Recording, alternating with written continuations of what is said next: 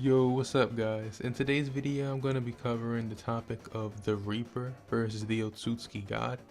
Now I know we don't have a lot of information on these characters, but I still think it'd be interesting to compare the different gods that we've seen.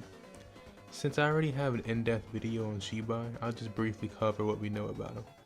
We know he went around the universe devouring planets until he was able to discard his body and ascend to a higher mathematical dimension. It was also recently revealed to us in a volume guide and on the Naruto website that Shibai created the world. The world can mean either planet or universe. I think the series uses the word world a lot more whenever they're talking about like dimensions compared to when they're talking about just the planet. So Shibai creating the world I think means the universe, but it's technically not confirmed, so we really don't know. And we know he also has a Rinnegan and a Byakugan, and he has those abilities, as well as all different types of Shinjutsu, including both of Ada and Damon Shinjutsu. So basically he's overpowered. Like that's really how you describe him.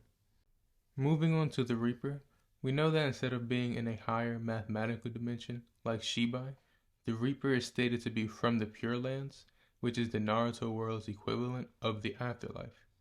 Now, a big part of why I wanted to make this video is about the discussion of the Pure Lands versus the higher mathematical Otsutsuki god dimension.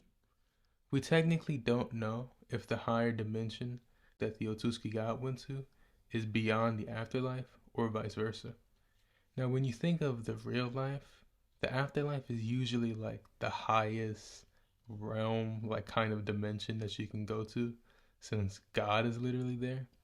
So maybe like the god of death being in the Pure Lands is kind of like mirrors that idea, but it's kind of like impossible to really know right now. Like we don't have any unique comparisons. We kind of just know that they're both beyond the regular universe. So since we can't do that, we kind of just have to talk about the different ways they can hurt each other.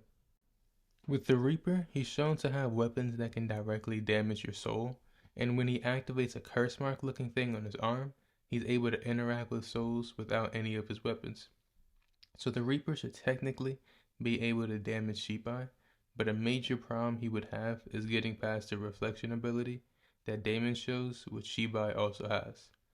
Now unless you assume the Reaper transcends Shibai since he's in the afterlife, none of the attacks the Reaper can use would really bypass the reflection ability.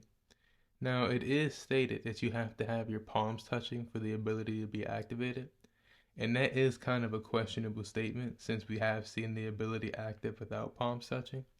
But if we just assume that you do need your palms touching, then technically it is possible that the Reaper could attack before Shibai has his palms touched together. But then you would have to say that the Reaper actually scales with Shibai's speed, and we really just don't know that. It's kind of just really hard to get him up there. For Shibai, all we really need to do is bring up his omnipotent Shinjutsu that lets him manifest what he desires. With this Shinjutsu, he kind of just has limitless attacks, since he can just desire, let's say a lightning based attack, and have it affect beings like the Reaper. So since he's able to do that, he can really just damage the Reaper in many ways.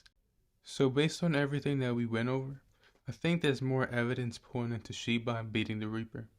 With that being said, there's still a lot of mystery surrounding the Reaper, and I do feel like at any point the Boruto series could bring him up again and add on to his backstory and make him a lot more overpowered than what we know right now.